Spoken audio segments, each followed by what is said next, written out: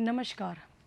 औद्योगिक प्रशिक्षण संस्थानों के व्यवसाय एम्प्लॉयबिलिटी स्किल के विषय कस्टमर इंटरेक्शन या सर्विस की पाठचर्या का आज मैं आपको प्रशिक्षण प्रदान करूंगी। अब मैं आपको पीपीटी के माध्यम से प्रशिक्षण प्रदान करूंगी। ये आपका एम्प्लॉयबिलिटी स्किल का कैरिकुलम है, जिसमें से मैं आपको कस्टमर इंटरेक्शन या सर्विस के बारे में बताऊंगी।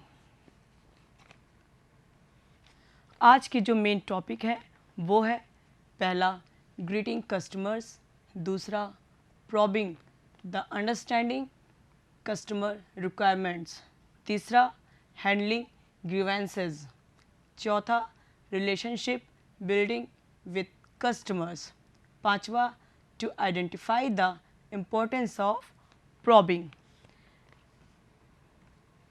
अब मैं आपको जो पहला टॉपिक है ग्रीटिंग कस्टमर्स उसके बारे में बताऊंगी। तो greeting customers is the first step of interacting with customers. Various countries have different ways of greeting customers. इसका मतलब है जब हम किसी से पहली बार मिलते हैं तो जो हम सबसे पहले वर्ड यूज़ करते हैं वो हमारा ग्रीटिंग कहलाता है। विभिन्न देशों के कस्टमर के अभिवादन करने का तरीका अलग अलग होता है। Some of the common and effective ways of greeting customers are listed below. First, hi, hello, hey. These are the most common greeting for any customer. ये सबसे आसान तरीका होता है किसी भी कस्टमर को इंट्रोड्यूस करने का।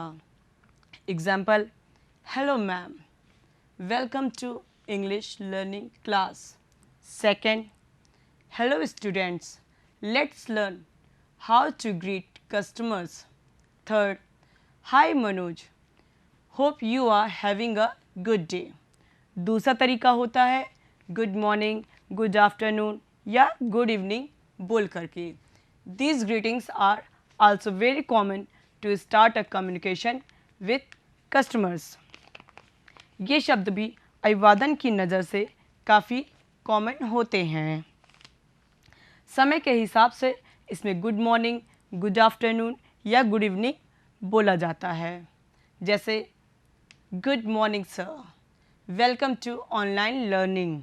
दूसरा, good evening ma'am, how can I help you.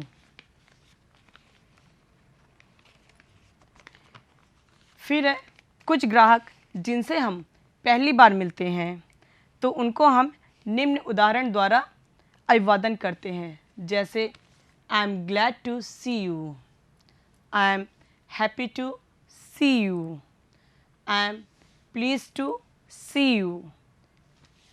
Hello sir, how can I help you. Hello ma'am, kindly let us know your concern. फिर है आपका कुछ ग्राहक जिनसे हम पहली बार नहीं मिल रहे होते हैं, उनका हमारे पास आना जाना लगा रहता है तो उनको हम निम्न उदाहरण द्वारा अभिवादन करते हैं। जैसे पहला है good to see you again, nice to see you again, we are glad to see you again, welcome back sir ma'am.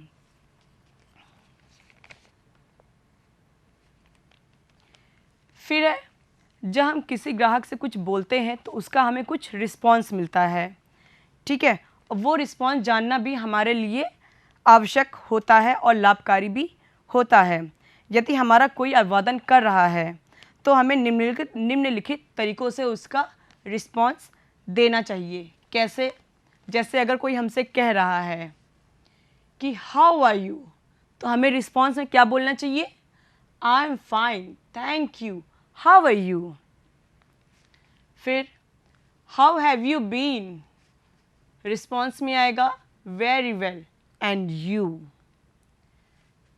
फिर ग्रीट किया जाएगा how are your parents, then response में आएगा दे आर फाइन।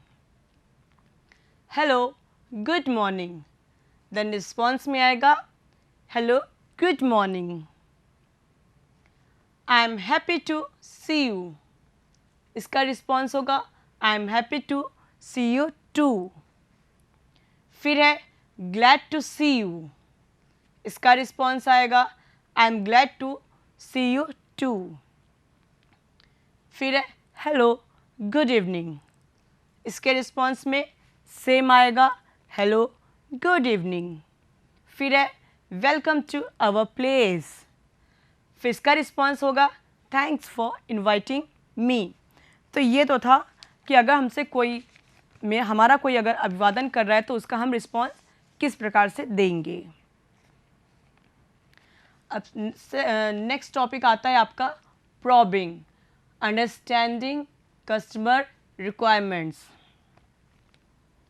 इसमें है a positive body language helps the person to look confident and helps in putting his views comfortably.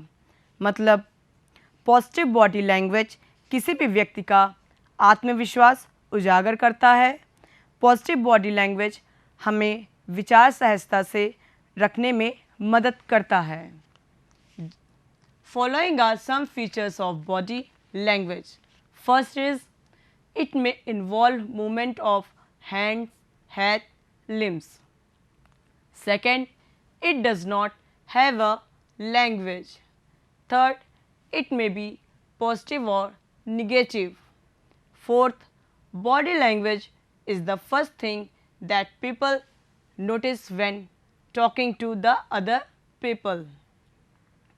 Fifth is a positive body language creates a good image of person and the organization. फिर है a positive body language has various methods. मतलब positive body language युक्त अभ्यास एवं अपने विषय में कुशलता से आती है। उसके अलावा कुछ तरीके होते हैं जिससे सामने वाले को हमारी छवि सकारात्मक दिखती है। Some of these are listed below. First, standing straight. Do not lean or sit when other people are standing. Second, looking into eyes of the person we are facing for short period and address everyone who is listening. Do not ignore any customer. Third, face the person. Do not bend sideways while talking to the person. Fourth, do not keep on shaking your legs. Fifth, do a proper handshake with firm hands and greet the person with proper salutation like Mr. or Mrs. Six, do not cross the arms while speaking. Seventh, do not grip or hold your arms while speaking. Six, keep a pleasant smile on face while talking. 9. Do not talk in loud voice while talking to other person. Then a positive body language provides confidence to the person. A positive body language has more chances of getting selected during interviews. It also leaves a long-lasting impression on the audience.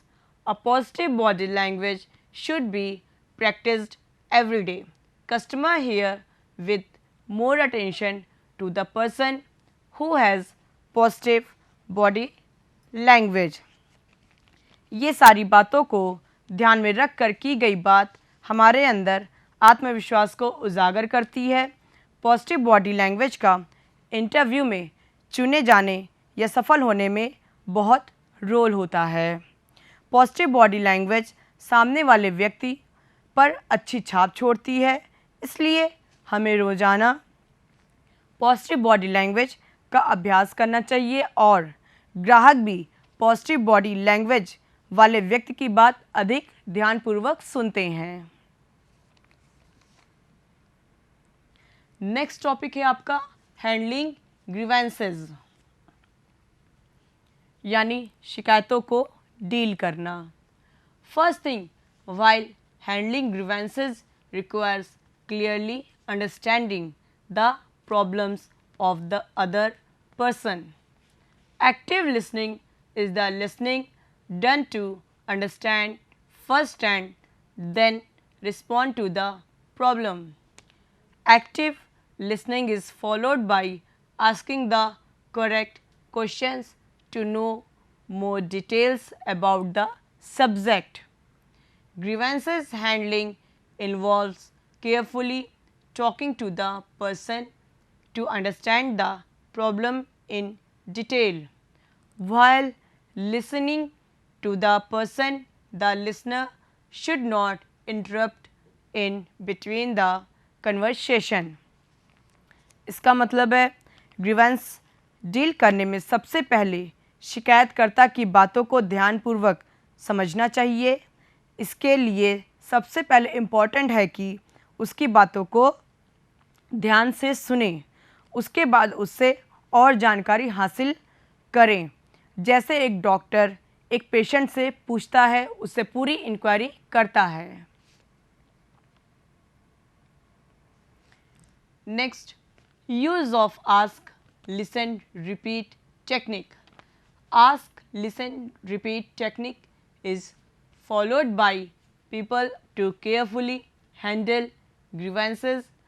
Asking questions mean getting clarification on the grievance. Asking question from people can start from below sentence.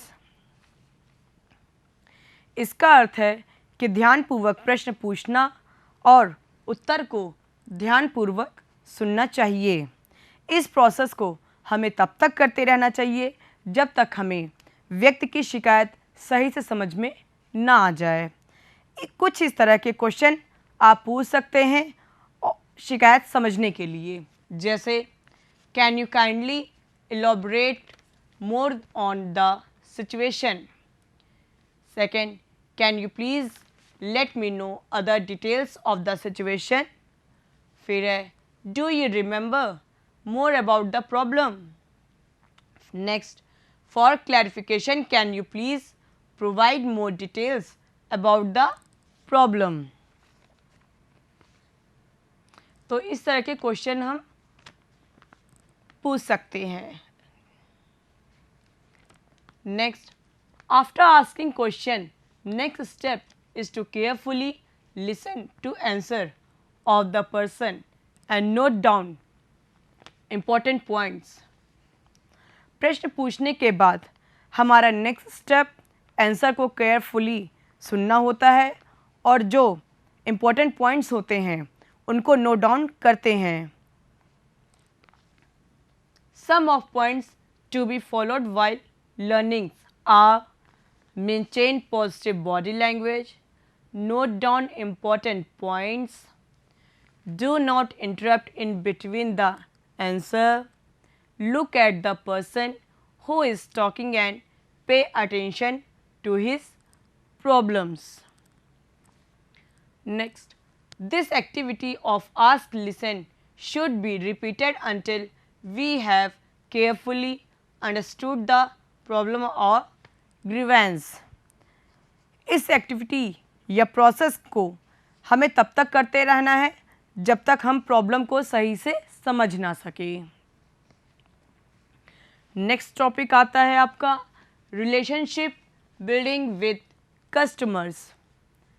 इसमें healthy relationship building with customers is essential for customer happiness and our success.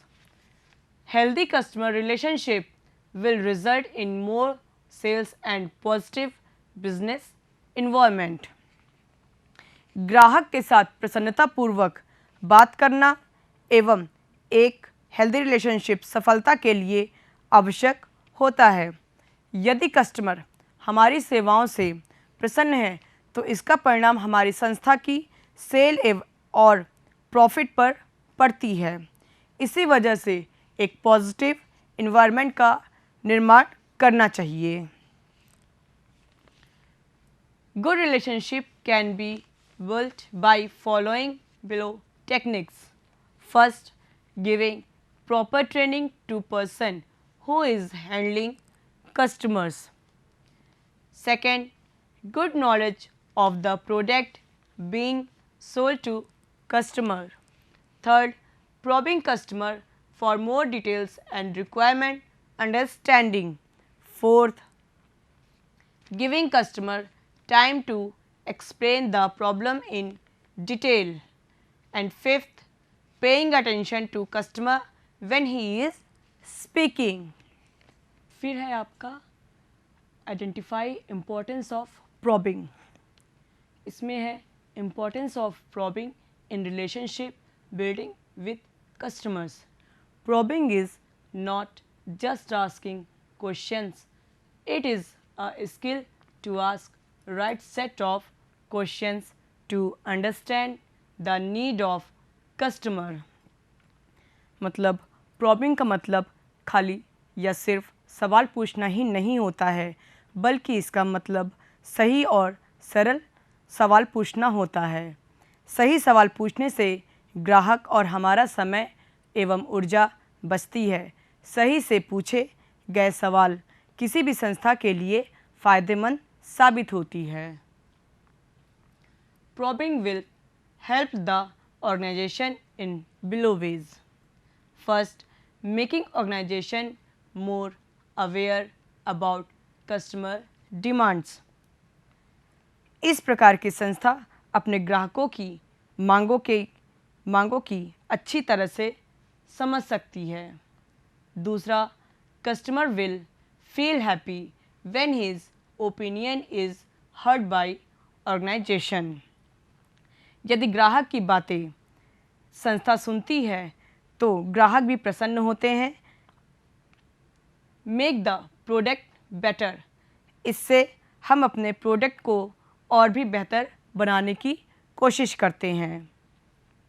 Helps in positive marketing of organisation, संस्था और एवं उसके उत्पाद की marketing के लिए probing अति आवश्यक है। नेक्स्ट है, customer will feel more valued by the company. ग्राहक अपने आप को संस्था का एक महत्वपूर्ण अंग समझेगा यदि उसकी बात पर कार्य किया जाए तो। नेक्स्ट है, improve the skills of employees. कर्मचारियों के कौशल को बढ़ावा मिलता है और वे स्वयं अपने उत्पाद के प्रति जागरूक होते हैं। मैं एक बार फिर से रिपीट कर दूं। पहला point, making organisation more aware about customer demands. Second, customer will feel happy when his opinion is heard by organisation. Third, make the product better. Fourth, helps in positive marketing of organization. Fifth, customer will feel more valued by the company.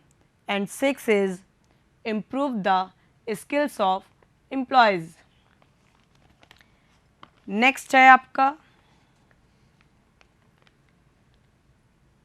probing can be performed through set of questions which can be open-ended or closed-ended questions. Closed-ended question. What is closed-ended question? The closed-ended questions usually have one word answer. The response in closed-ended question is usually yes or no, true or false. कुछ सवाल ऐसे होते हैं जिनको हम दो प्रकार से पूछ सकते हैं और कुछ सवाल ऐसे होते हैं कि उनके रिप्लाई हम कुछ यस या नो में या फिर ट्रू और फॉल्स में दे सकते हैं। जैसे सवाल को पूछना तो हम दो प्रकार से कर सकते हैं। मैं फिर से रिपीट कर रही हूँ। सवालों का पूछना हम दो प्रकार से कर सकते हैं और कुछ सवाल ऐसे होते हैं जिनके उत्तर कुछ शब्दों में ही दिया जा सकता है। वो कौन से दो शब्द होते हैं? जैसे यस या नो में, ट्रू और फॉल्स में, या फिर हम उनको किसी नंबर में रिप्लाई दे सकते हैं। फिर है उसके एग्जाम्पल हैं, can I help you with this work? Can I help you with this work? Second, are you feeling better today? Are you feeling better today? फिर है can we go for lunch? Can we go for lunch? तीसरा है is the importance of probing clear to everyone? Is the importance to probing clear to everyone? Fifth है have you been to Japan? Have you been to Japan? फिर next है can you all hear me? Can you all hear me? जो closed ended question होते हैं वो बहुत ही specific जवाबों में प्रयोग किया जाता है, जबकि ओपन एंडेड जो क्वेश्चन होते हैं उसमें व्यक्ति अपने अनुभव के अनुसार ही उत्तर देता है। अब आते हैं हम next open ended question. Open ended question क्या है? Open ended questions usually have more than one word as answer. They are used when in-depth response is required, unlike closed-ended questions. ये open-ended questions वो questions होते हैं जिनका जवाब हम एक या दो शब्दों में नहीं दे सकते हैं। ऐसे सवालों के जवाब हम विस्तृत रूप से देते हैं जिनके बारे में हमें ज़्यादा जानकारी हासिल करनी होती है। उनके लिए हम ओपन एंडेड क्वेश्चंस का प्रयोग करते हैं। इसके एग्जाम्पल हम ले सकते हैं, जैसे what is your experience of online teaching? What is your experience of online teaching? Second, what should be improved in company service? What should be improved in company services? Third, what should be improved in traffic rules? What should be improved in traffic rules? Next है what should be included in syllabus? What should be included in syllabus? फिर next है what are the benefits of online education? What are the benefits of online education? Next है what is the importance of electricity? What is the importance of electricity? तो यहाँ पे हमने इस प्रकार के क्वेश्चंस आपको उदाहरण के तौर पे बताए हैं जिनके जवाब हम सिर्फ यस या नो में नहीं दे सकते हैं। इनके जवाब देने के लिए हमें विस्तृत रूप से बताना होगा जिससे लोग उसको समझ सके अच्छे से। अब है आज जो मैंने आपको प्रशिक्षण दिया है उसका हम सारांश बताएं कि आज हमने आपको क्या प्रशिक्षण दिया है। तो उसमें मैंने आपको पहले ग्रीटिंग कस्टमर्स के बारे में बताया है कि हमें किसी भी कस्टमर का किस प्रकार से अभिवादन करना है और हमें उसका रिस्पांस किस प्रकार से मिलता है, या हम उनका अभिवादन करें या वो अगर अभिवादन करते हैं तो हमें उनके किस प्रकार से रिस्पांस देने चाहिए। तो आज हमने उसके बारे में पढ़ा है। दूसरा है प्रॉबिंग, अंडरस्टैंडिंग कस्टमर रिक्वायरमेंट्स।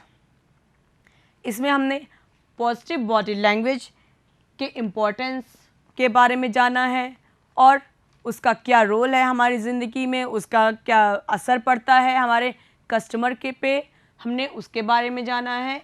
तीसरा है हैंडलिंग ग्रीवेंसेस। इसका मतलब है शिकायतों को डील करना। अगर कोई कस्टमर कोई कंप्लेन करता है तो हमें की कंप्लेंट को किस प्रकार से सुनना चाहिए, किस प्रकार से समझना चाहिए और उसको किस प्रकार से निवारण करना चाहिए, उसके बारे में हमने पढ़ा है। फिर चौथा है रिलेशनशिप बिल्डिंग विद कस्टमर। ग्राहकों के साथ हमारा किस प्रकार का व्यवहार होना चाहिए, हमने उसके बारे में पढ़ा है।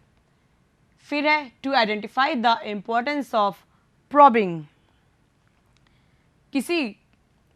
किसी ग्राहक से प्रश्न पूछना और उसका ठीक प्रकार से उत्तर मिले, हमने उसके बारे में जाना है। फिर है इम्पोर्टेंस ऑफ ओपन एंडेड या क्लोज्ड एंडेड क्वेश्चंस। हमने इसमें ओपन एंडेड क्वेश्चन जिसमें हम एक्सप्लेन करते हैं आंसर को, उसके बारे में जाना है, और दूसरा क्लोज्ड एंडेड क्वेश्चन जिसमें हम सिर्फ एक या दो शब्दों का प्रयोग करते हैं, जैसे यस या नो का प्रयोग करके हम रिप्लाई देते हैं, हमने उसके बारे में जाना है। तो ये तो हमारे आज का प्रशिक्षण का सारांश था। प्रयुक्त संदर्भ मैंने ई book employability skills NSQF published by national instructional media institute से लिया है। धन्यवाद।